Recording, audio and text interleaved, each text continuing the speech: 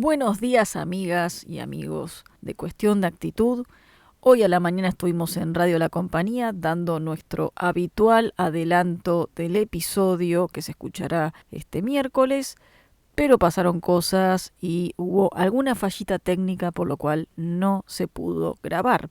Así que para seguir con esta tradición que se está forjando, vamos a darla por aquí grabándola aparte a este adelanto del episodio número 3.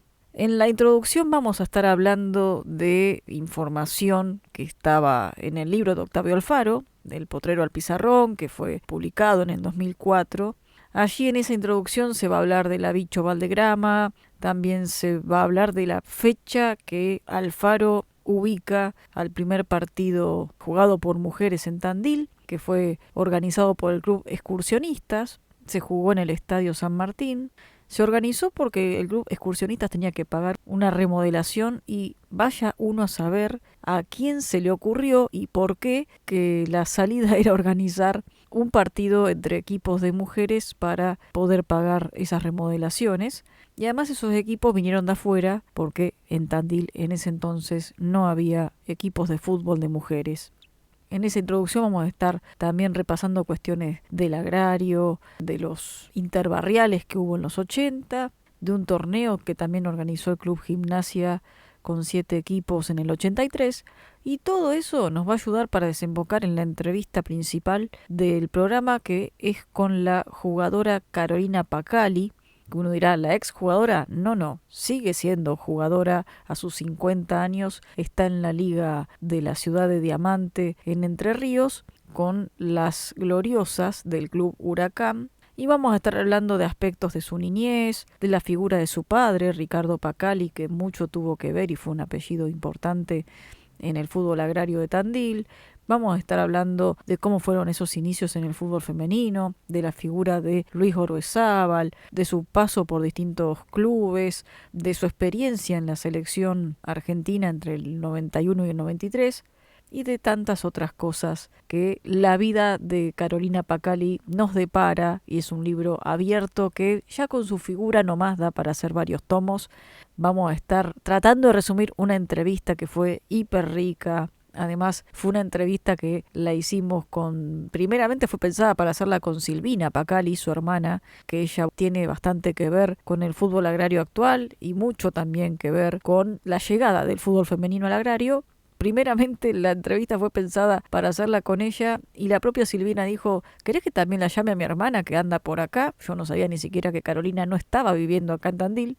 La hicimos un 2x1 que tuvimos la enorme suerte, los planetas alineados para que podamos hacer esta entrevista por partida doble. Además también un agradecimiento grande a la mamá de las chicas, Sara Petite, que también aportaba a cuestiones que las muchachas no se acordaban. Bueno, ahí estaba Sara para ahondar en los recuerdos. En la parte de recomendaciones vamos a estar recomendando el documental Mujeres con Pelotas.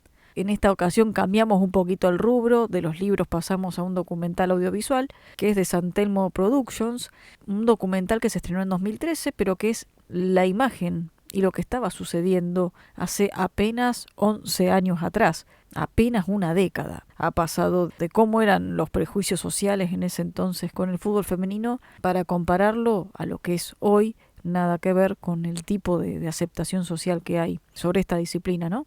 Eso lo vamos a estar recomendando, eso lo van a escuchar en el episodio 3 de Cuestión de Actitud. En Bancando los Trapos vamos a tener el caso del Club Independiente y quien nos lo va a contar va a ser Gastón Álvarez y nos va a contar cómo empezó esta historia del fútbol femenino en Independiente de 2016 y la importancia además de apostar a la formativa, apostar al crecimiento de las chicas a punto tal que vamos a ver en qué desemboca en la participación de Independiente en la primera de la Liga Tandilense de Fútbol. Eso lo vamos a escuchar también.